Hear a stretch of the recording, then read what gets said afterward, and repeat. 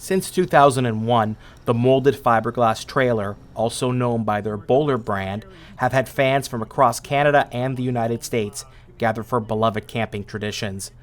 The 10th meetup was celebrated at the Long Beach Conservation Area. I got a bowler from my dad and mom. They had it from 1978, and I never used it. When I got it, and with the internet starting back in 2000, I found out there was interest in bowlers, people wanting to get together with bowlers because they were kind of antiques. And so we formed a little group, then we went up to Earlton where they made them in Ontario. And it was very successful, but a lot of people wanted to get involved with it. So we started a couple of Boleramas. We called it Bolerama because of the way it was listed on the internet back then. And so we just kept the name Bolerama. And so we did about 8 in Omimi up there at Emily Park. And then we did another one back up to Earlton, sort of as a 10-year. And once that was over, I thought, well, okay, it's done. And we come down to Long Beach Park one day and we took a look around and I said, hey, this looks like we could do a really good Bolerama.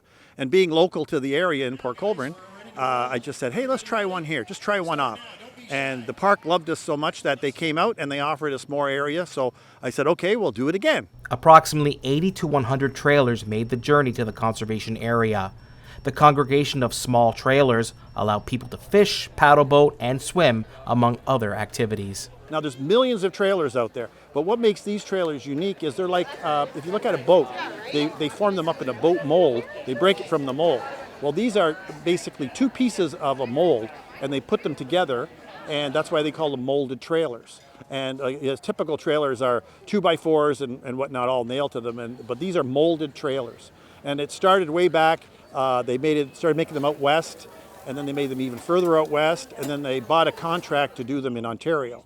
So a lot of these bowlers were made in Ontario back in the 70s, and so there's a bit of nostalgia. They're a Canadian item. Edward Shook of Madison, Ohio, has traveled to all 10 provinces and 2 territories in his little casita.